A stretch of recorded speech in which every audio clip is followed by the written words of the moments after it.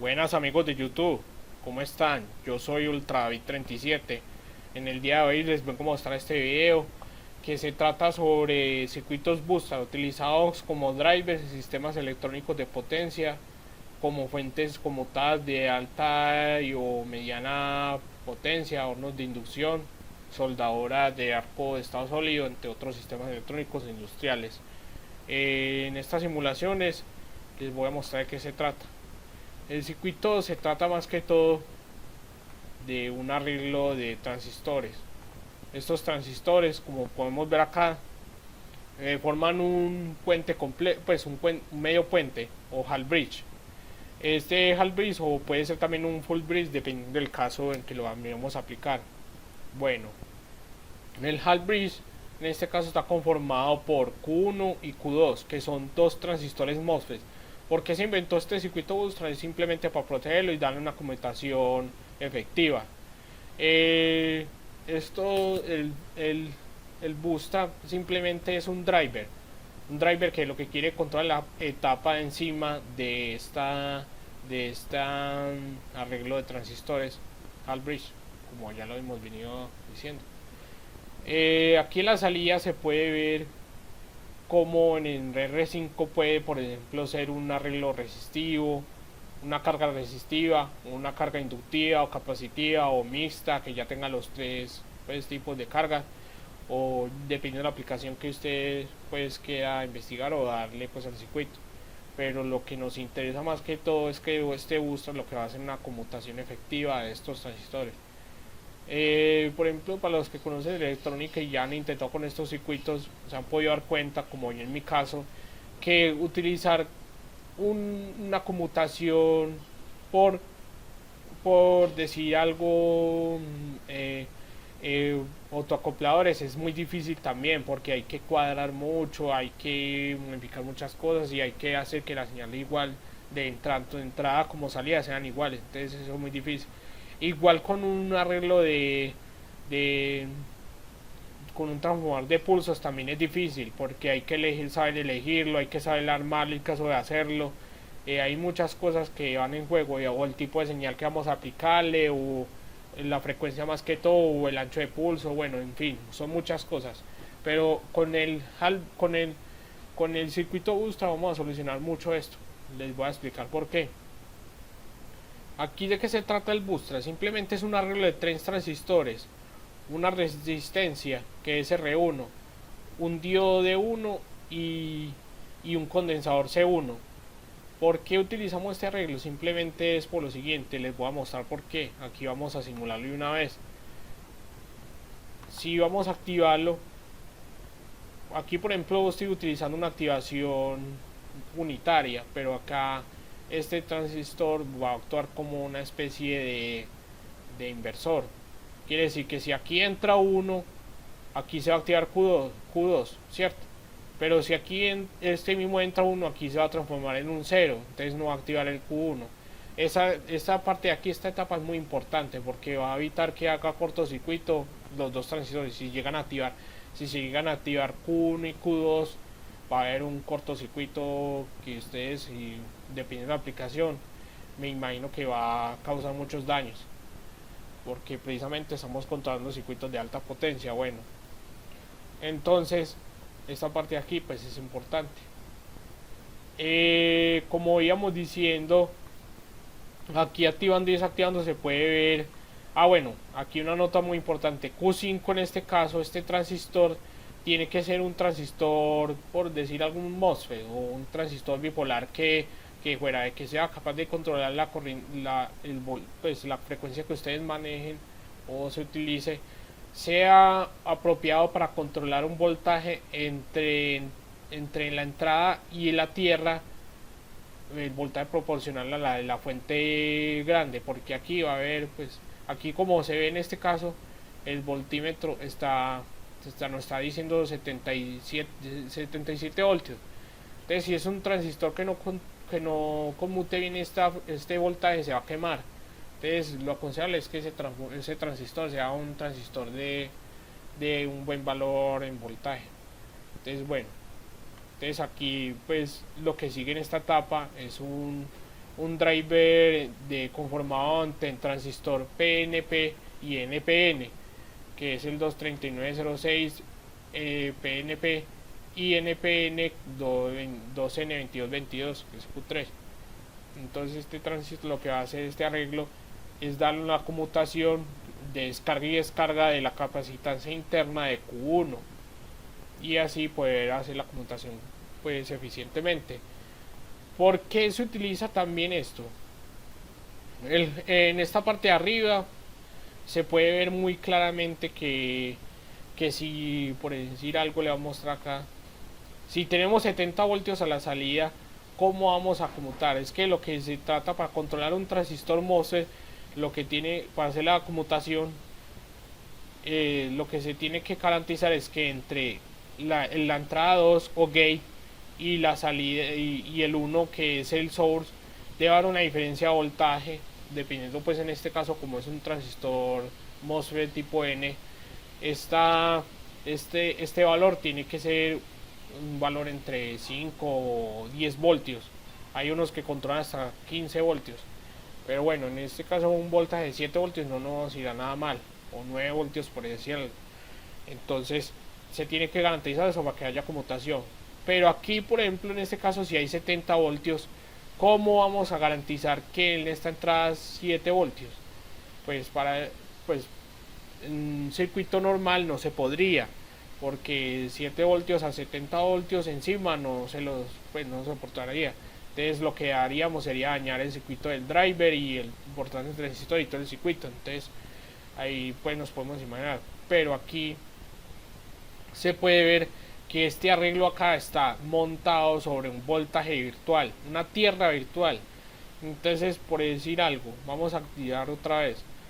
Aquí en este voltímetro podemos ver que hay 10 voltios, se lo alcanzan a ver, 10 voltios que están garantizados entre el pin 1, el source, y el pin 2, que es el gate del transistor Q1. Entonces este transistor va a estar conmutado, va a estar conduciendo, va a conducir desde esta fuente y por este camino y va a haber 70 voltios garantizados. Aquí pues Q2 está desactivado, entonces no va a haber problema. ¿Por qué vemos que se está descargando? Simplemente porque el voltaje está almacenado en C1. Por eso es que utilizamos C1 para que este voltaje se almacene. C1 ya viene cargándose por esta parte. Antes de hacer la conmutación se puede ver que por acá pasa una corriente y va activando C1 y va pasando por este transistor que está activo. Entonces esta corriente, entonces podríamos decir que C1 se carga. Pero ¿por qué utilizamos también D1? Es para evitar esto. Si aquí está 10 voltios y aquí hay 70, esta suma se puede volver prácticamente por acá y podría arruinar nuestra fuente de control, que es lo que no queremos. Es más, podemos ver la diferencia de voltaje entre D1, entre el cátodo de D1 y el ánodo de D1. Son menos 67 voltios, un voltaje muy grande y podrían dañar nuestro circuito completamente. Entonces por eso se utiliza este transistor, para evitar que la corriente pase. Es aconsejable utilizar un transistor de switcheo rápido a una corriente media de 3 amperios para evitar que se queme el circuito y pueda trabajarnos a una condición perfecta. Aquí en este caso, como solamente lo utilicé una aplicación de muestra, no utilicé uno sino uno genérico. Pero bueno, entonces explicándolo en conclusión, el circuito Bustrand pues simplemente va a tener ese arreglo, un transistor Q5 que va a controlar la conmutación entre Q3 y Q4, que va a ser el arreglo del bridge, de driver para controlar el transistor Q1, que es la parte de arriba de nuestro half bridge. Entonces va a hacer que esta conmutación sea efectiva y por lo tanto C1, que se va a encargar de hacer C1 en conclusión es almacenarle el voltaje de activación. Como es un circuito que va a tener resistencias internas y todo, va a haber fugas y va a bajar, no se va a mantener siempre. Entonces por eso podemos ver que este baja. Pero si es más grande C1, nos va a garantizar que una aplicación de más baja frecuencia, o por ejemplo en este caso lo estamos dejando pues bastante tiempo y no se nos ha descargado, como en otros circuitos sí teníamos que tener una frecuencia pues constante. En este caso no necesitamos eso. pues porque aquí C1 podemos ver que es de 10 microfaradios. Bueno, y de 1 pues obviamente es una protección y por lo tanto también es un control también, porque la corriente nada más puede ir en este sentido y cargar el diodo, perdón, el condensador. Este condensador va a estar cargado y va a pasar por acá y va a pasar acá tal voltaje. Es como una fuente virtual también, una fuente momentánea, pero ya por ejemplo acá si las activamos el voltaje, cuando está desactivado el Q1 lo que va a hacer es cargar este 1 va a cargar el condensador, perdón, eso, el condensador. Pero si ya cuando desactiva el voltaje va a ser mayor acá, entonces no va a pasar nunca porque el diodo de 1 lo va a evitar. Y simplemente la descarga va a través de ese 1, va a activar el Q1. Pero sí, aquí concluyendo con el arreglo se puede ver cómo conmuta. Si pueden ver este voltímetro acá, pueden ver cómo varía entre 70 más 70 y 0 voltios, que eso es el objetivo de este circuito. Bueno, aquí les voy a mostrar también otro circuito que es una aplicación más específica de este arreglo Bootstrap. Aquí lo tenemos conectado ya le quité los voltímetros como para ver la simplicidad de este circuito, que es pues los voltímetros siempre llegan a mostrar pues más y se confunde uno, pero aquí se puede ver el Hall Bridge, la conmutación del transistor Q2, el transistor de abajo, el MOSFET, y la conmutación del transistor Q1 que es el booster como tal. Es un voltaje que va a estar montado sobre una nube y va a controlar el Q1, porque como aquí está sobre 70 voltios o más, dependiendo de la aplicación puede ser 320 o hasta 1000 voltios. En fin, de la aplicación industrial que quieran, vamos a tener un voltaje que puede quemar una fuente convencional, pero en este caso el booster lo que va a evitar es esto. Muy importante tener en cuenta que en este transistor Q5 el voltaje de este transistor que controle tiene que ser equivalente un poco más al transistor de máximo al voltaje máximo de la fuente de potencia, porque este voltaje se va a conducir por acá, por este medio, va a pasar por acá y por lo tanto va a activar, pues va a pasar por este punto y va a haber una diferencia potencial que va a afectar entre la tierra y este transistor. Entonces es importante que sea un MOSFET de buen voltaje, no necesariamente tiene que ser de alta corriente, porque la corriente por acá va a ser limitada por R1, como es de 10K, 10 kiloohmios no va a pasar mucha corriente, entonces por lo menos utilizar un voltaje pues altico, no una corriente pues como tal, eso lo conseguimos fácil. Pero bueno, aquí vamos a utilizar este circuito, vamos a ponerlo en marcha para ver cómo nos va a conmutar. Aquí por ejemplo estamos viendo cómo en esta fuente entra 11 kilovatios, 11 kilohertz. Está entrando 11 kilohertz y a la salida en el osciloscopio tenemos esta onda que está entre 20 voltios por cuadrito. Aquí podemos ver 1, 2, 3 y medio cuadritos. Eso quiere decir que son los 70 voltios que le aplicamos aquí a la entrada. Podemos utilizar más voltaje si queremos, no hay problema, pero aquí lo que estoy viendo es que aquí pues está funcionando correctamente. Incluso podemos variar mucho la frecuencia, pero no afecta nada en la forma de onda. Muy diferente que si utilizábamos, por decir algo, un transistor de pulsos, un transformador de pulsos de ferrita. Pues como es una carga inductiva con capacitancias y resistencias, pues va a ser una desventaja utilizarlo en varias frecuencias. Por ejemplo, yo utilizaba en aplicaciones de 70 Hz que van pues muy bien, pero si bajo mucho la frecuencia,